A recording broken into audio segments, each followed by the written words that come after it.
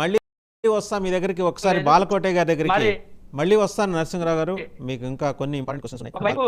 నరసింహరావు గారు, నేను మళ్ళీ వస్తా మీ దగ్గరికి ఒకసారి బాలకోటే గారి దగ్గరికి వెళ్తున్నాను. బాలకోటే గారు, ద్వారంపూడి చంద్రశేఖర్ రెడ్డి వ్యవహారం కొంత సీరియస్గా టర్న్ అయినట్టే ఉంది. ఎందుకంటే ఆయన కాలు దువ్వటమే కాకుండా నోరు పారేసుకోవటం, వీటిల్లో ఆయన తన నైపుణ్యాన్ని మొత్తం పూర్తి స్థాయిలో 5 ఏళ్ళు 100% ప్రదర్శించారు. దానికి కరెక్ట్గా తగిన పరిహారం ఆయనకి ఈ ప్రభుత్వం ఇవ్వాలని చూస్తుందిట. అది ఏ రూపంలో ఉండవచ్చు? వర్మగారు ధన్యవాదాలు. మీకు డిబేట్లో ఉన్న సోదరులకు, తోటి ప్యానలిస్టులందరూ కూడా జైవీములు. ఒక ద్వారంపూడి చంద్రశేఖర్ ఏముంది సార్, ప్రభుత్వం మారింది, కొత్త ప్రభుత్వం వచ్చింది, పాత ప్రభుత్వంలో తప్పులు జరిగినాయి, ఆ తప్పుల మీద విచారణ చేయటం అనేది కొత్త మంత్రుల, కొత్త ప్రభుత్వ విధి విధానం. That is one of the ruling line తీసుకున్నారు. కాబట్టి ఈ ద్వారంపూడి చంద్రశేఖర్ మాత్రం ఆంధ్ర రాష్ట్రం మర్చిపోదు. ఇక్కడ మా అరసవల్లి పాదయాత్ర నాపింది ఏనే, మహిళల మీద కూడా చాలా చాలా వ్యాఖ్యానాలు చేసి, నోటికి అనుకున్న వ్యాఖ్యానాలు చేసి ఆయన బాగా జగన్మోహన్ రెడ్డి గారి ప్రశంసలు పొందారు. అందుకని ఇలా చాలా మంది చేశారు. ఆ చేసిన వాటి మీద వీళ్ళు విచారణలు చేస్తూనే ఉంటుంటారు. ఇప్పుడు మీరన్నట్టుగా ఇప్పుడు రాధాకృష్ణ గారు గవర్నర్ గారు చంద్రబాబు నాయుడు గెలవటం కాకుండా మోటివ్ ఏంటి అనేది ఏముంటుందో మోటివ్ ప్రత్యేకంగా దీని నుంచి చర్చ పెట్టారు. కానీ ఇప్పుడు ఊరకరారు మహాత్ములు అన్నట్టుగా ఏమన్నా వస్తే మరి ఆంధ్రప్రదేశ్ బాధ్యత కూడా తీసుకుంటాడేమో. ఆయన గవర్నర్కి అంత ప్రాధాన్యత ఏముంది వర్మ గారు? భారతదేశ వ్యవస్థలో కేంద్ర ప్రభుత్వానికి సంబంధించిన వ్యక్తులు జనరల్గా ఏంటంటే మనం ప్రాధాన్యత అని కాదు, కానీ ఇక్కడ నేను ఇందాకే చెప్పా, ప్రోటోకాల్ అనేది ఒకటి ఉంటుంది. మామూలుగా ముఖ్యమంత్రి వెళ్ళి గవర్నర్ని కలవటం, ప్రతిపక్ష నాయకుడు వెళ్ళి గవర్నర్లు వచ్చి ముఖ్యమంత్రుల్ని, ప్రతిపక్ష నాయకుల్ని కలవరు. సో దేనికో సంప్రదాయానికి భిన్నంగా వెళ్తున్నారు. అందువల్ల సహజంగానే ఇప్పుడు మన తెలుగు మీడియా అంటే కన్వీనియంట్గా ఇగ్నోర్ చేస్తుంది. ఇవేంటి, కాసేపట్లో రజనీ గారు రివీల్ చేయబోతున్నారు ఎస్టానిషింగ్ ఫ్యాక్ట్స్ కొన్ని.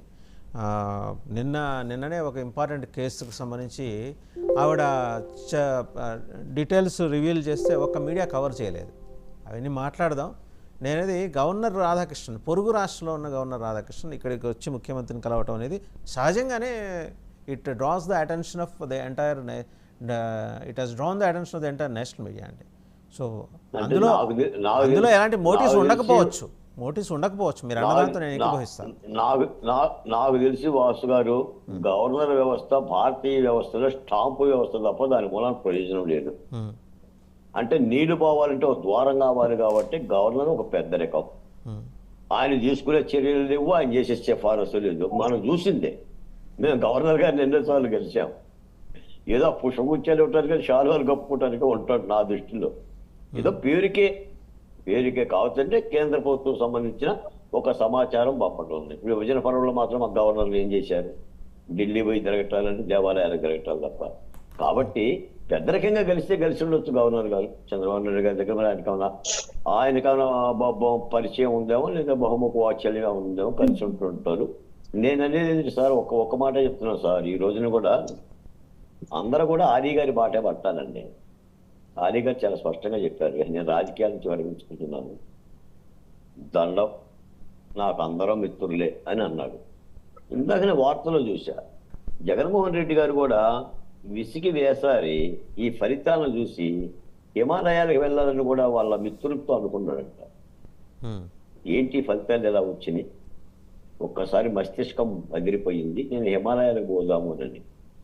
నేనైతే ఓ మాట చెప్తున్నాను సార్, అది జగన్మోహన్ రెడ్డి గారా లేదా నేనా మీరని కాదు, కానీ ప్రజల తీర్పు ఎలాగనే వస్తుంది. తప్పులు చేసిన వ్యక్తి ఇలాంటి యొక్క పరాభవాలు జరిగినప్పుడు హిమాలయాలకు పోవాల్సిందే. ఏం చేస్తారు? కాకపోతే ఆయన అన్నాడు 40% ఓట్లు మాకు వచ్చినాయి కాబట్టి కొంచెం ఆ మనోనిబ్బరంతో ఉన్నామని. సీట్ల సంగతి పోయి ఇప్పుడు ఓట్ల సంగతి వచ్చింది. పంచాయతీ ఈ ప్రజాస్వామ్యంలో ఎవరికి ఎన్ని సీట్లు ఉంటే వాడికి రాజ్యాధికారం. ఓట్లు ఏముంది, 100 రావుగా. బాసు గారు పోటీ చేసినా, బాలకోట పోటీ చేసినా నోటాకు కూడా వస్తాయి. ప్రజాస్వామ్యంలో ఇన్ని కోట్ల మంది ఓట్లు ఇస్తున్నప్పుడు. అందుకని నేను అనేది ఏంటంటే, ఇప్పటికి కూడా వైసీపీ పార్టీ 3 రాజధానులు అనే ఒక మూర్ఖపు విధానాన్ని వెనక్కి తీసుకోవాలి. వెనక్కి తీసుకోవాలా. ఇప్పుడు కూడా ఇప్పుడు చంద్రబాబు నాయుడు గారు పోలవరం మీద మాట్లాడుతున్నారు. సార్, పోలవరం నిజంగా పోలవరానికి పేరు ఎందుకు వచ్చింది అనేది అది వరమే మాకు. 1400 చదరపు కిలోమీటర్లు ఎక్కడో మహారాష్ట్ర నుంచి ప్రవహించి తెలుగు నేల మీద సముద్రంలో కలుస్తుంది. కృష్ణా, గోదావరి రెండు కూడా జీవనది. మాకు ఒక జీవగడ్డ అది. పోలవరం పూర్తి చేస్తే ఎంత బాగుండేదండి. 21 అన్నారు, 22 అన్నారు, 23 అన్నారు, 24 అన్నారు. ఆఖరికి అంబటి రాంబాబు గారు నాకు పోలవరం అర్థం కాలేదని. మరి అర్థం కాలేనుడికి మంత్రి పదవులు ఎందుకు? అంటే ఇక్కడ బాలకోటే గారు అదేంటో కానీ ఆంధ్రప్రదేశ్ ప్రత్యేక రాష్ట్రంగా ఏర్పడిన తర్వాత, తెలంగాణ కాదు ఏర్పడింది, ఇన్ఫ్యాక్ట్ ఆంధ్రప్రదేశ్ ఏర్పడిన తర్వాత నీటిపారుదల శాఖ మంత్రులుగా బాధ్యతలు నిర్వహించిన వాళ్ళందరూ కూడా నోటిపారుదల శాఖ మంత్రులుగా పేరు తెచ్చుకున్నారు. బీఇట్ టీడీపీ గవర్నమెంట్, బీఇట్ వైసీపీ గవర్నమెంట్. ఈసారి కొంత బాధ్యతతో ఉంటారని మనం ఎక్స్పెక్ట్ చేద్దాం. ఎందుకంటే చంద్రబాబు గారు కూడా తన్ను తాను రీఆర్గనైజ్ చేసుకున్నారు. చాలా ఇప్పుడు పూసపాటి అశోక్ గజపతిరాజు గారిని టీటీడీ చైర్మన్గా నియమించబోతున్నారని వార్త. ఇదే జరిగితే ఒక మంచి వ్యక్తికి తగిన పొజిషన్ అది. అంటే మనకి నేను మళ్ళీ గవర్నమెంట్తో సంబంధం లేకుండా మాట్లాడుతున్నాను. కనుమూరి బాపిరాజు గారు ఆ పొజిషన్కి ఒక స్టేచర్ తీసుకొచ్చారు. అలాగే అశోక్ గజపతిరాజు గారు, ఇలాంటి వాళ్ళు ఉండాలి టీటీడీలో.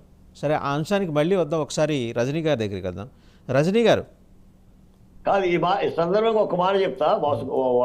వాసు గారు ఒక్క మాట.